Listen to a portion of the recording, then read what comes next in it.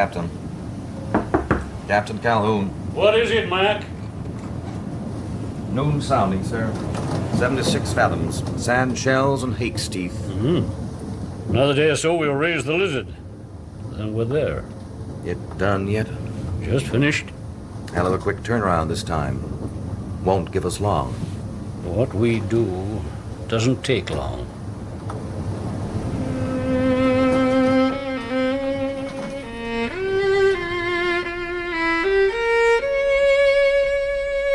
The Five Orange Pips by Sir Arthur Conan Doyle. Dramatized for radio by Vincent McInerney. With Clive Merrison as Sherlock Holmes and Michael Williams as Dr. John Watson. And featuring Brian Greene as Elias Openshaw and Angus Wright as John Openshaw. The Five Orange Pips. Glancing over my records of the cases handled by my friend Sherlock Holmes between the years 1882 to 1890, I note the year of 87 to be particularly interesting. The adventure of the Paradol Chamber, of the Amateur Mendicant Society, and not least, the Camberwell poisoning case, solved by Holmes winding up a watch. But none of these presented such singular features as the strange train of circumstances that began one day towards the end of that September, when, my wife paying an extended visit to an aunt, I had taken up again for a short time my old quarters in 221B Baker Street. The equinoctial gales that autumn being exceptionally ferocious, all day the wind had screamed like a banshee, while towards evening the rain too began to beat against the windows in a way hardly to be thought of in the heart of this great hand-hewn city of London. Indeed, what was outside as dusk fell seemed not so much a severe meteorological disturbance as nature's elemental forces shrieking and jeering at mankind through the bars of his civilization and defying both him and all his works. Nor did matters improve as evening deepened into night, for the storm grew even louder, the wind sobbing and crying like a child in the chimney, even disturbing Holmes, who sat moodily at one side of the fireplace, cross-indexing his criminal records. I myself was engaged in reading a fine sea story by Clark Russell, whose text, I must say, seemed to blend with the sound of the gale without, and caused the splash of the rain to lengthen into the long swash of sea waves.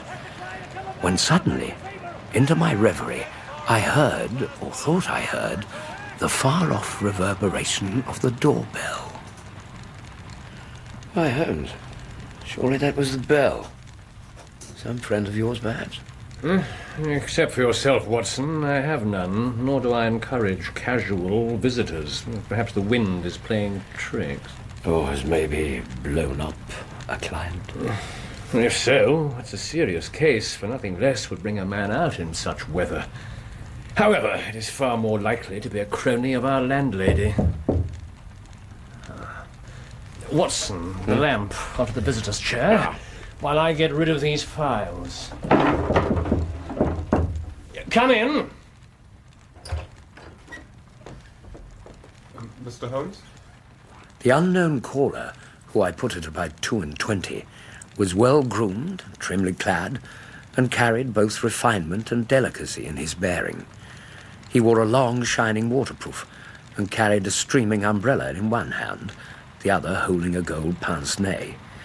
This he raised to heavy, anxious eyes set in a pale face, and then courteously, yet thoroughly, surveyed the room and all its contents. I fear I owe you an apology, Mr. Holmes, intruding on you on such a night, and bringing these traces of the storm and rain into your snug chamber. But my appearing here is the act of a desperate man. A very wet, desperate man. Do come in, I pray you, Mr.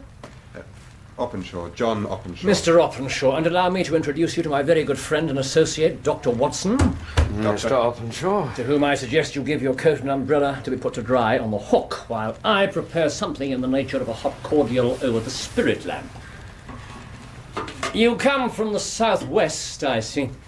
Horsham, on the Sussex borders. Yes, the clay and chalk mixture on your toe caps is quite distinctive. Mr. Holmes, I come for advice. That is easily got. and help. That is not so easy. But I heard from Major Prendergast how you saved him in the Tankerville Club scandal. Ah, yes. That wrongful accusation of cheating, Holmes.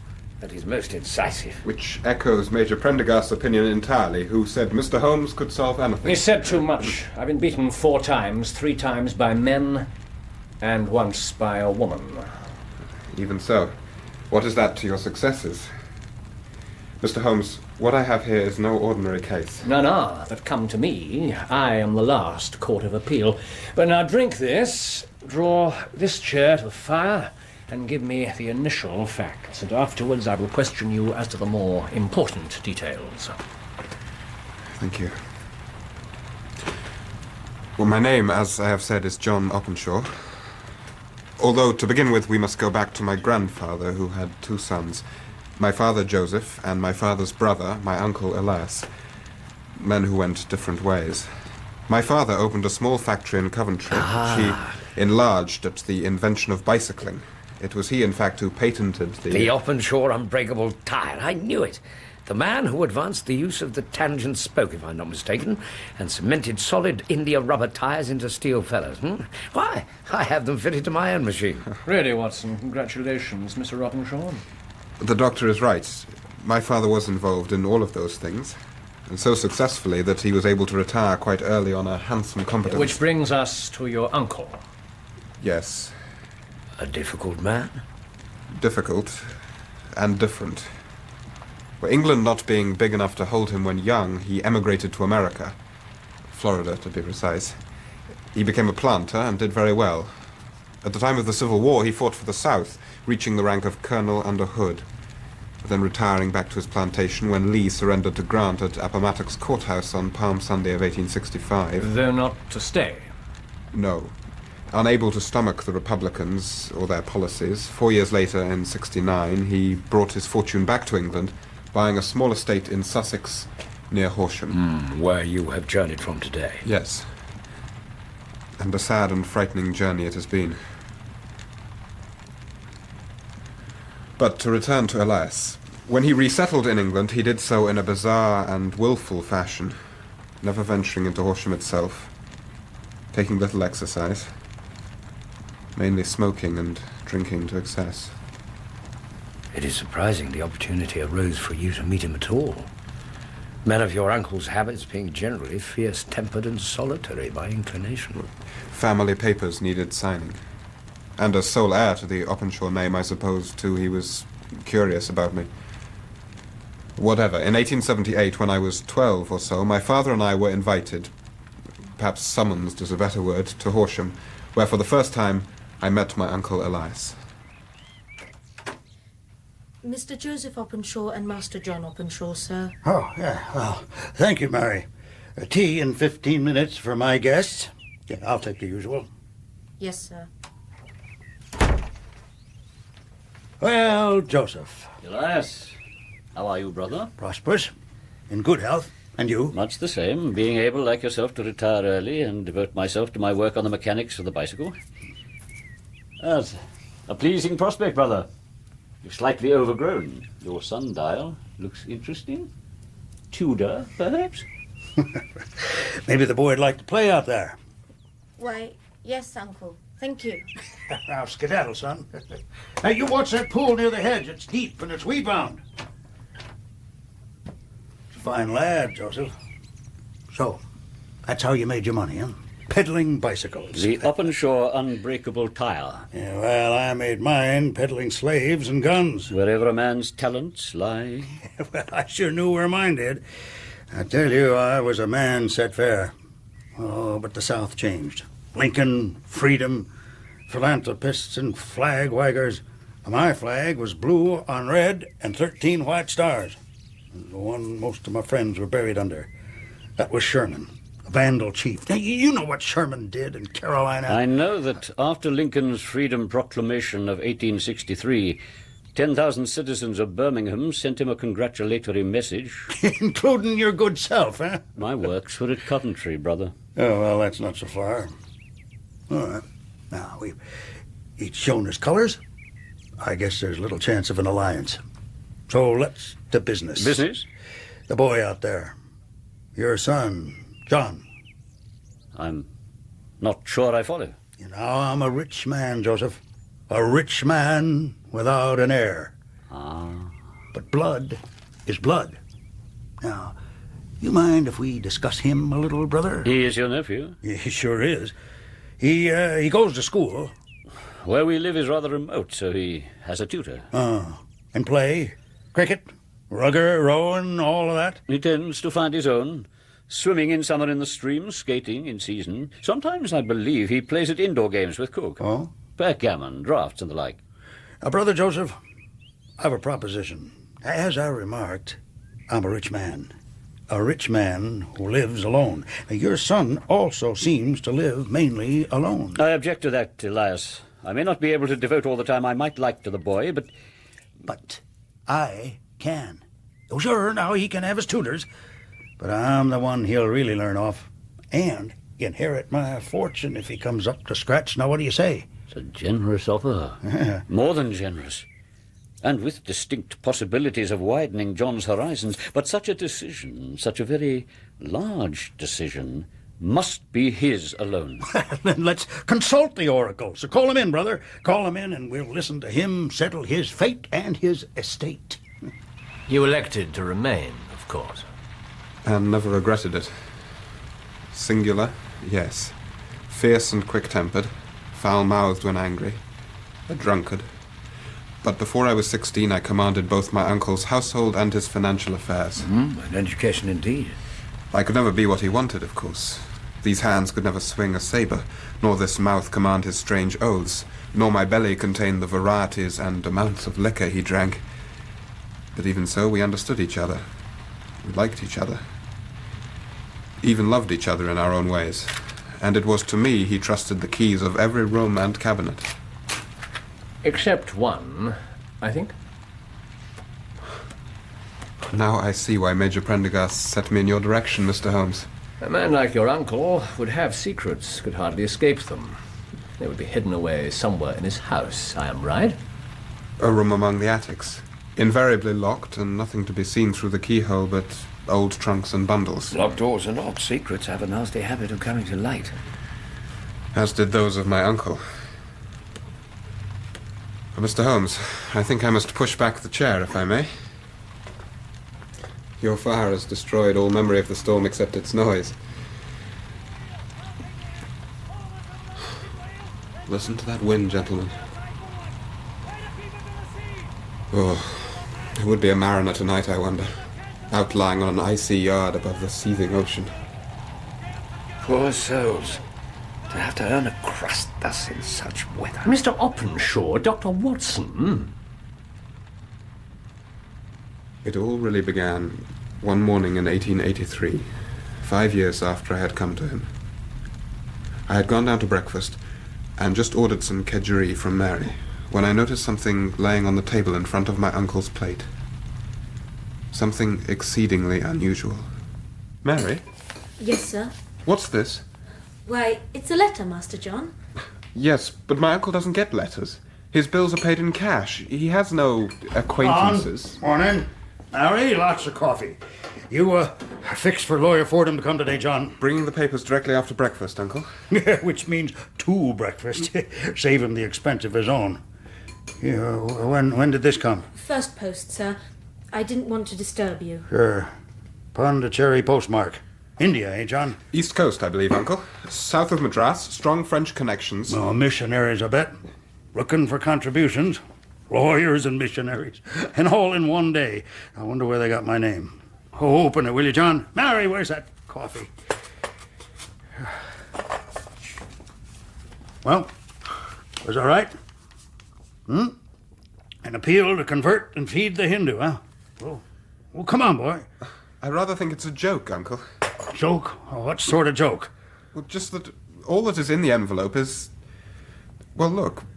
5 pips. And on the envelope flap, the letters K... They found me. Uncle. My sins have overtaken me. Mary, a cloth from the kitchen. Yes, sir. Uncle, what is it? What on earth does it mean? The pips, the letters. What do they mean? Mr. Fordham, sir. Good morning, Colonel, and to you, John. Nothing like a brisk canter to give a man an appetite. I say, what have we here? Compote of fruit, kippers, kedgeree. So all that's wanted is a plate. Mary! Mary, never mind a damn twaddle. Go to the kitchen. Bank up the fire now. Yes, sir. Fordham, for once, forget your stomach and earn your money. I say, Openshaw. Go to town, immediately. You understand me? Why, I... Draw up my will. Everything is to pass to John's father initially. That is my brother Joseph, and after him, John here. Are you savvy? But this is a little precipitate. No, surely. Fordham, this is what I want. Now, do you understand? Well, as you put it like It's that... to daddle and get yourself busy and get back here to have it witnessed. Now go! Give the job to a faster man. Very well, Colonel. John, I'm off to the kitchen. Now, you go to the locked room. I know you're not supposed to know about it. Here's the key. Now, I want you to bring down the brass box. There's only one. Hurry, John, hurry. There's lots to do. Uncle, the 5 pips. You were going to tell me what they mean. They mean death, John. That's what they mean. And did they mean death, Mr. Openshaw? As requested, I brought the brass box to the kitchen. My uncle opened it with a key kept on his person, and then proceeded to burn the contents, excepting one leaf of paper which fell, only charred, onto the hearth. You have it? Here, Mr. Holmes. Something, I know not what, told me to retrieve it without his knowing. Most interesting. But I shall need my lens on my table, if you would, Watson. Of course, Holmes. And shortly after this ritual burning, Fordham returned with the will, which was witness to the effect that in the event of my uncle Elias's death, the estate would revert to my father and then to me. After which, I assume, his behaviour deteriorated rapidly. Totally. He began drinking continually, would see no one at all, roamed the house with his gun at all hours, suddenly unlocking the doors and rushing out in the night to check noises he heard outside, taps that had come at his window. Poor devil. And the end? A night when he made yet another drunken sally outside, yelling and cursing about those who were out to get him. He was found next morning face down in a little green scummed pool at the bottom of the garden. The coroner's verdict? Suicide. Suicide? What else, given the circumstances? Yet no man had a stronger grasp on life than my uncle. However, my father and I simply entered into possession of the estate and £14,000 at the bank. Remarkable. Truly remarkable. Now, Mr. Openshaw, let me have 2 dates, will you? Watson, make a note if you will. Certainly. First, the exact date of the letter containing the 5 pips, and then that of your uncle's suicide. March the 10th, 1893, he received the letter. May the 2nd, 1893, his body was found. Exactly 7 weeks later. And a Pondicherry postmark. I wonder. Perhaps it is yet too early. Pray proceed, Mr. Openshaw. So my father and I moved into the property, and in the attic room discovered that same brass box, inside the lid of which was pasted a label with those same initials that were on the envelope. Mr. And Openshaw, underneath- what exactly were these initials? Why, KKK. And some words, you say? Simply letters, memoranda, receipts, and a register. That is the nature of the papers that your uncle destroyed. It would appear so. And which same papers I tried to convince my father were directly responsible for my uncle's death. A suggestion he laughed away, saying the letter was a prank or warning from a firm of Florida orange growers my uncle had had business with in the past, and whose initials were KKK. Business, my father hinted, that may have involved perhaps some sort of financial irregularities. And your father maintained this reading of the situation? Unswervingly. Even when the second letter arrived, addressed to him. Some more coffee, my boy. Father, I implore you to listen. I firmly believe the first letter to Uncle Elias was both a warning and a statement of intent.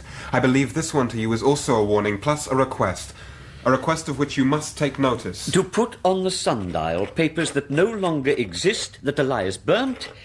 I do not see how I can help the anonymous writer of this note. I do not even see how I can help myself to marmalade at this moment. Appears to be missing from the table. Although, should the writer call in person, I will gladly talk to him about it. From Dundee, was it? Well, Dundee is a long way.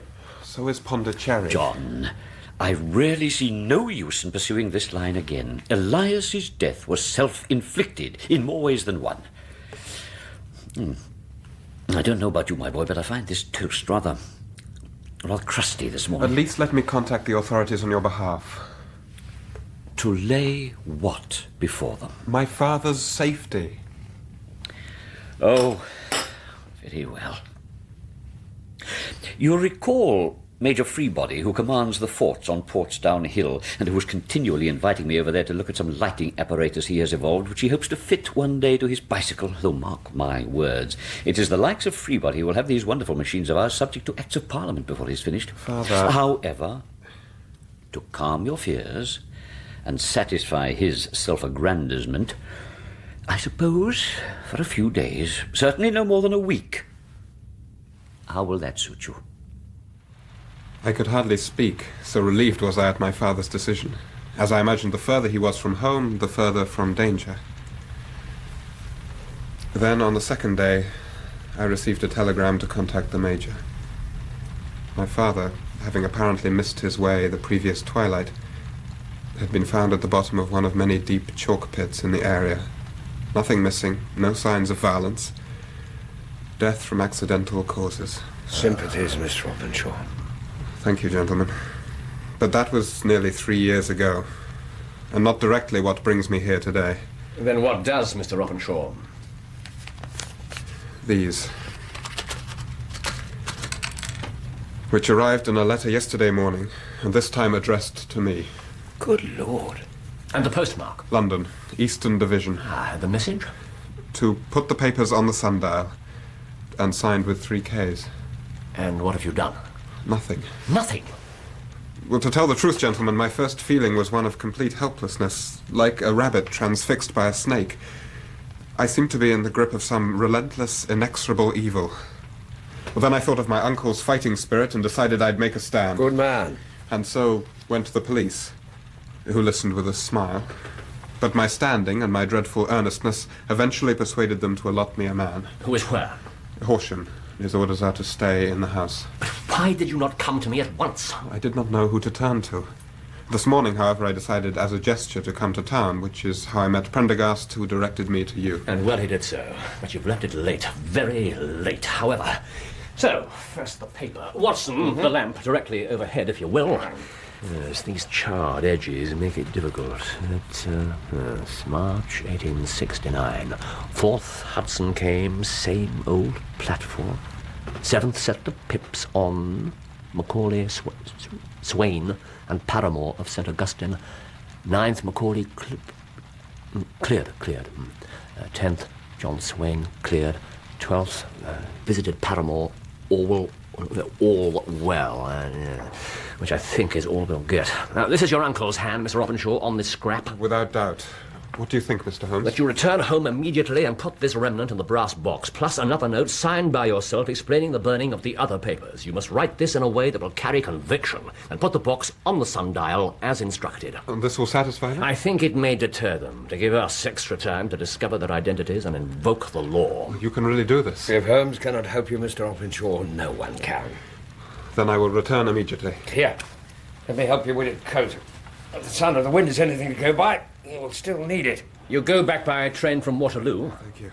Yes, there is one at 9:30. Then you must hurry, Mr. Openshaw. We'll take a cab, of course. If there is one available in such weather. Even so, I am armed. One of my uncle's many pistols. Not that I'm sure how to use it. The threat is often enough. Good, then set off, but take care, for you are in real and imminent danger, and tomorrow I will work upon your case. In Horsham? In London, Mr. Openshaw, for that is where the answer lies. London, Eastern Division. I saw Openshaw downstairs and opened the front door. A cloak of wind swept past me with a howl and up the stairs. Watching Openshaw being buffeted down Baker Street, searching vainly for a cab, I thought of Holmes, warm and dry upstairs in our cosy rooms, already in an introspective silence in front of the red glow of the fire, his pipe alight, watching the wraiths of smoke chase each other towards the ceiling like strands of seaweed being fantastically wound in the middle of great green waves. Then... Here, Watson, you're waterproof. You must follow until he finds a hansom, even to the railway station itself. For it seems to me he walks in more perils than even the Sholtos did in the Sign of the Four. Quickly! He's near the corner. But what are these perils? Who's behind all this? You have some idea? Indeed, but I can do no more until it's light. Until, in fact, the public libraries reopen in the morning. Should there be any doors left on them to open. Ah, he turns into Oxford Street. You can tell me nothing? You remember, Doctor, in the early days of our friendship, how you once defined my limitations? Indeed. Philosophy, astronomy and politics 0. Botany variable. Geology profound as regards mudstains from any region within 50 miles of London. Chemistry eccentric. Anatomy unsystematic. Sensational literature, crime records unique. Then, violinist, boxer, swordsman, lawyer, and self-poisoner by cocaine and tobacco. Anatomy unsystematic. Well, Doctor, what can you tell me about Cuvier's feather or bone, as some refer to it? I'm not sure I can tell you anything. Although I seem to have heard, when a student... Cuvier was a French comparative anatomist whose great coup de théâtre was to take a fossilized feather that had been found belonging to no known species of bird and from it deduce the shape of the bird's wing. From the wing, the body, from the body, the head, from the head... Well, needless to say, Cuvier prophesied what the whole creature would look like should one ever be found. And when one was... Remarkable. What is Now, Cuvier? if our feather is what drove Colonel Openshaw from the charming climate of Florida and all his American friends and contacts for the life of a semi-recluse in an English provincial town, I think we may adduce fear. But fear of what? Oxford Street. There he goes. Now, keep close to the shops. Should he glance back? Holmes, fear of what? This we learn from the letters. You recall again their postmarks. Pondicherry, Dundee, London. That is East London. From which we deduce Whole seaports. Excellent, my dear Watson. So there can be no doubt that the writer of them is on a ship. So let us look further. In the case of Pondicherry, 7 weeks elapsed between the threat contained in the letter and the threat's fulfillment. In Dundee, it was 3 or 4 days. So... Those involved had a greater distance to travel. But then the letter surely had the same distance to come and therefore should have arrived with the sender, should it not? What on earth are you driving at? But from the information we hold, we can adduce the sort of ship, a sailing ship. It looks as if the malefactors in this matter always send their singular warning to their intended victim before beginning their mission. I believe they sent their first letter by steam mail packet from Pondicherry, arriving themselves 7 weeks later on a sailing ship, much less reliable, usually very much slower. Of course. This would explain why the second letter from Dundee arrived 3 days before they did. The time it took them to sail round the coast. Their letter coming overland. The third letter, though, comes from London, Eastern Division, that is, the East India Dock. My God. They're already here. Which is exactly why we are dogging John Openshaw's footsteps on such a night. Holmes, who is it we're looking for? What do they want? How will you find them? At last. Strange tableau. Just one cab in an almost deserted Oxford Street. When you consider the carts jamming the middle of this thoroughfare during the day. Every day. And always in the middle. That, Watson, is because the camber of the road is an added hazard to already overburdened horses. He's safely inside. So, let us lay off a course for Baker Street with all possible dispatch. You want to know the who and why as regards John Openshaw? Well, after a small restorative, I shall do my very best to enlighten you. We shall be home, I trust, before Mr. Openshaw even steps aboard his train. She's broke off 2 points. We'll have to try a wear her. Aye, sir. I'll have callers start the watch. Everyone from the point of the old sails. We're from the cradle of the grave. It's along here. A barge called Betsy.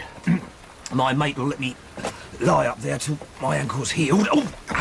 You must keep it off the ground. Put your arm more round my shoulder. Where is this boat? It is essential I catch the 9:30 train from the station. It's so dark under here. There it is, Mr. Openshaw. Just at the end of that small jetty. On the river itself. Something wrong? You called me Mr. Openshaw. So I did. But that doesn't matter now, does it?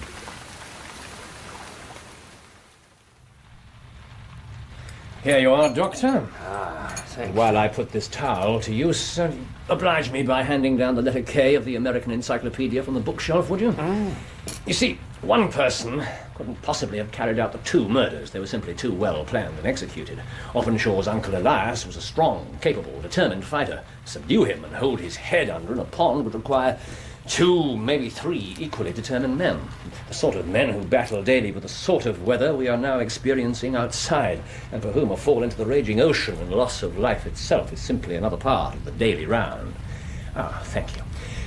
So, to continue my Cuvier analogy, we are therefore not looking for one person but a group of people, and in this way KKK becomes the badge of a society rather than that of an individual, of the Ku Klux Klan, in fact. Never heard of it. So, here it is. Ku Klux Klan, a name derived from the fanciful resemblance to the sound produced by cocking a rifle.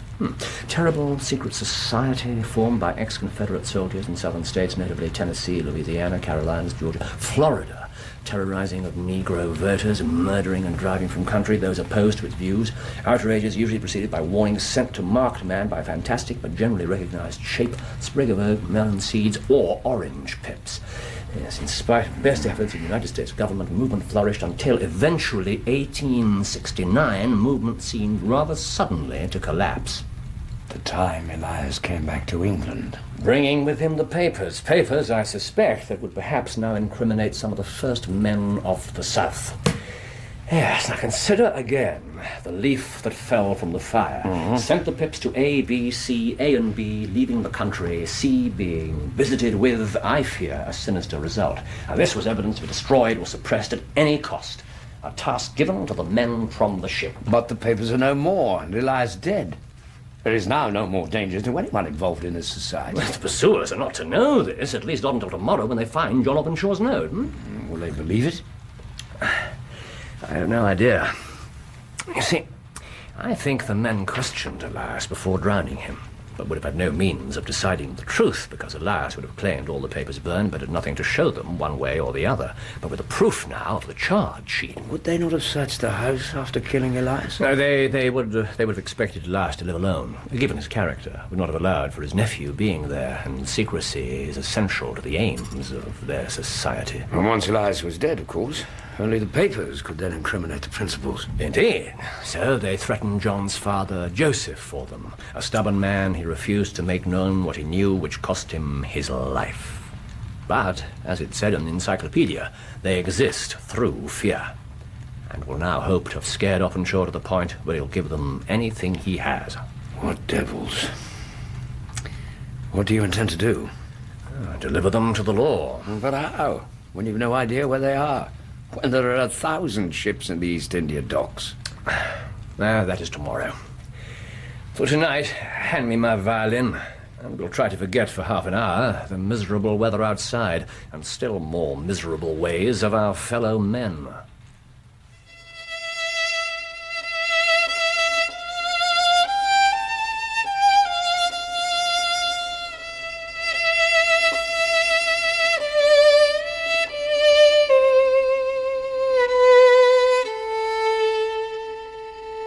The next morning, the weather had cleared and the sun was again weakly shining. Holmes arose early and in a positive fever of impatience, refusing one of Mrs. Hudson's stout bachelor breakfasts, refusing to glance at the morning papers, departing with hardly a goodbye. Left alone, I began to turn over those same papers, at first indiscriminately, then with a heavy heart. The morning wore slowly into midday and then into afternoon, but still there was no sign of Holmes. Finally, tired from my own inaction, sick with a sense of failure, weary from good motives turned by chance to bad deeds, I lay on the couch to rest. And while lying there, ran again over the fantastical story told to us by John Openshaw, amused on his life with his uncle, the sensitive, timid boy, and his immersion into the end of a very deep pool. His relationship with Elias, and where it eventually brought him. Evening began to close in, fantasy to merge with fact as the long day waned. I half dreamt the bell had rung, and Openshaw was again mounting the stairs for the first time, that we would be given another chance, that... Watson! Success, I think. Up you get and listen to this. Holmes... Have you seen... Later, my dear fellow. Lord, I'm hungry. Nothing all day. Let me get myself some roast beef. There's a good fellow. Holmes. Some mustard and... Watson, I know who they are, the murderers, their names, where they're from, where they're going, everything. Ah, that's quiet, isn't it? Let me explain. Now, first I went to the library for the old shipping papers and checked all the vessels in Pondicherry around January and February of '83, then all the vessels in Dundee, January '85, finally all the vessels in East India docks up until yesterday, which led me, by a process of elimination, to a sailing ship, the Lone Star, the name of one of the states of the Union. Texas. Indeed. Proof in itself, almost. Then to Lloyd's to see my old friend Captain Standish. You remember the case of the singular stowaway? Of course you do. Standish looked through the lists and found the details. Lone Star, home port, Savannah. Captain James Cahoon, agents near the Albert Dock. At the agents I inquired about a passage to America, citing reports of Captain Cahoon's seamanship as my reason for choosing the ship. By this ruse I learned Cahoon and his first and second mates, McGregor and Carver, were the only Americans aboard, the rest being Finns and Germans. That Cahoon was sometimes inclined to take a passenger or two, but not this time, the Lone Star having cleared early this morning for Savannah.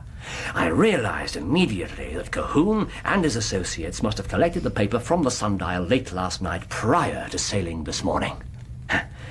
Well, they may have their scrap of burned paper, but I have their names and all other details, which will be forwarded to the proper authorities, though not until I have bathed and rested. And after... why, perhaps a trip to Horsham to acquaint John Openshaw with the solution to his problem. What do you say, old fellow? I'm afraid it would be a wasted journey, Holmes. Here. The heading is Tragedy near Waterloo Bridge. Between 9 and 10 last night, Constable Cook of H Division, faint cry for help, splash. What with wind and rain, impossible to effect rescue. Body eventually recovered by water police. From envelope in pocket, John Openshaw. Conjectured deceased, hurrying to catch last train from Waterloo Station. Tripped over small boat's landing jetty, no doubt victim of unfortunate accident. Only hope this will call attention of authorities to deplorable general condition of riverside landing stages. What was he doing on the embankment at all? The cabby should have taken him directly. Let me look again. When interviewed, the handsome cab driver said his horse was of a nervous disposition in high wind, and that he was therefore loath to take the animal onto the exposed bridge, and so dropped his fare at the Aldwych end near the Strand. Oh, well, of course, one of them would have been waiting for him, just as another would be on the train, just as the third would have been at Horsham. Cahoon, McGregor, Carver, each commanding his own piece of ground. Oh, how easy we made it for them. Holmes, you must not blame yourself. You really have no cause The worst thing, Watson, is that it hurts my pride. Now, considering Openshaw is dead and that I sent him to his death, God knows her pride is the last thing I should be feeling, and that he should come to me for help. The devils. I did not look far enough. Devils. But he shall not remain unavenged. Watson, an orange from that cupboard. Here you are, but thank you. 1, 2, 3, 4, 5. Envelope, pen, and address to Captain James Cahoon, Bark, Lone Star, Savannah, Georgia. To go by mail boat and be waiting for our friend Captain Cahoon when he arrives. It'll give him a sleepless night when he will feel something of what John Openshaw felt, and I will ensure the police will wait on him the next day. You see, they gave him a day to put the papers on the sundial, as they had only until the next morning before they left. When he did not comply, they killed him, assuming that with the last of the Openshaws dead, their secret would be safe. Well, I will put a pack of dogs on them they will not shake off, no matter how fast and hard they sail. It may not come to that. Have a look here. This report concerning the weather. How the storm that has just passed over London is now expected to move out to sea, heading for the Goodwins and the Isle of Wight. Yes. They may not be too far from there at this moment. I wonder, Watson, if this time a higher authority has not intervened to exact a most ultimate justice. If so, it is a salutary lesson. Not least to me.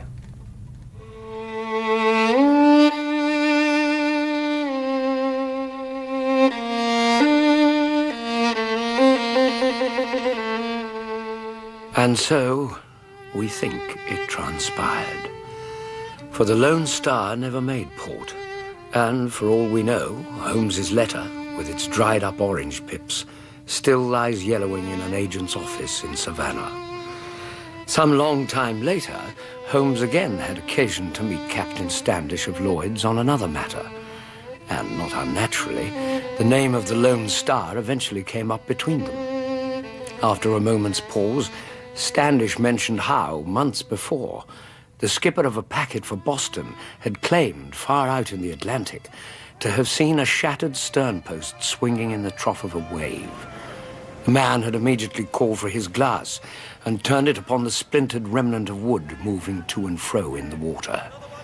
The carved letters it bore, he claimed, were simply L.S. Then forward went with that last one. Carver to... Back! Stay here in the wheel! I'll take the axe! Haul myself along the pin rail, then cut the stays away from the outside bulwarks!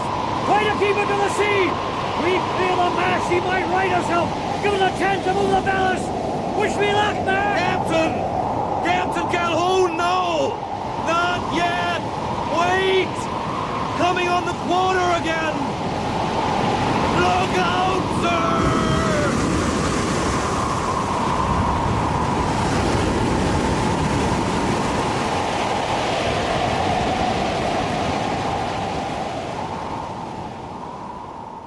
And that is all we ever knew concerning the fate of the Lone Star.